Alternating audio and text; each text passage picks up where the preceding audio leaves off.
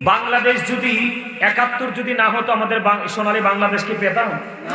৭১-এর মধ্য দিয়ে কি আমাদের বাংলাদেশের জন্ম হয় নাই? কথা বলেন না কেন? কথা বলেন না কেন? এই দাড়িপাল্লা প্রতীক এবং জামাতের একজন বক্তা, সে নাকি অনেক বড় স্কলার, সে বলতেছে ৭১-এর প্রজন্ম নাকি সবচেয়ে নিকৃষ্ট প্রজন্ম। আপনারা কি মানবেন? কোন মুসলমান মানবে? কোন বাঙালি মানবে? ৭১ না হলে বাংলাদেশ পেতাম? তুমি কার বাংলাদেশে আছো? কথা বলেন না। ৭১-এ কি দাদু ভাই আপনারা বলেন মা বোনদের ইজ্জত কি নিছে না?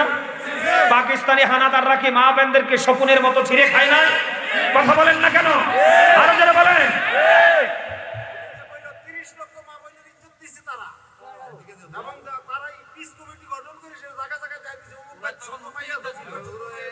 এবার দেখছেন সৈনিক পাইয়া গেছি।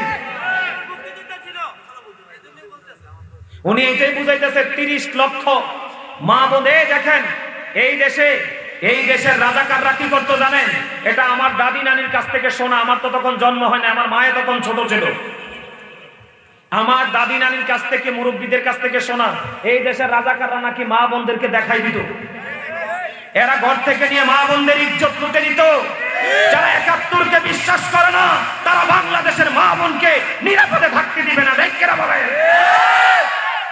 আমরা ৭১-কে বিশ্বাস করি, আমরা বাংলাদেশকে বিশ্বাস করি, আমরা ৭১-কে ধারণ করে। ঢেকেরা বলে মুক্তিযোদ্ধাদেরকে নির্মমভাবে লাঞ্ছিত করা হচ্ছে, অপমান করা হচ্ছে, মুক্তিযোদ্ধার গলা জোতার মালা পরিয়ে দেওয়া হচ্ছে, কোনো ধরনের কোনো প্রতিক্রিয়া নাই। সম্মানিত উপস্থিতি, সবচেয়ে বড় দুঃখজনক কথা আমি একজন আলেম হিসাবে বলতে চাই, আমি সত্য বলতে হবে। এই শেখ হাসিনা যখন ক্ষমতা থেকে নামলো, একদিনে ২ দিনে ১০০টার উপরে মাজার ভেঙে দিল। কথা বলেন। আজকে আমরা টুপি পাইছি কার থেকে? আল্লাহর ওলিদের থেকে না?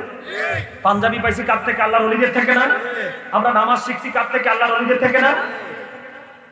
তুমি আল্লাহর ওলিদের মাজার ভেঙে দিবা, গুড়ি দিবা, আল্লাহর ওলিদের খানকা ভেঙে দিবা।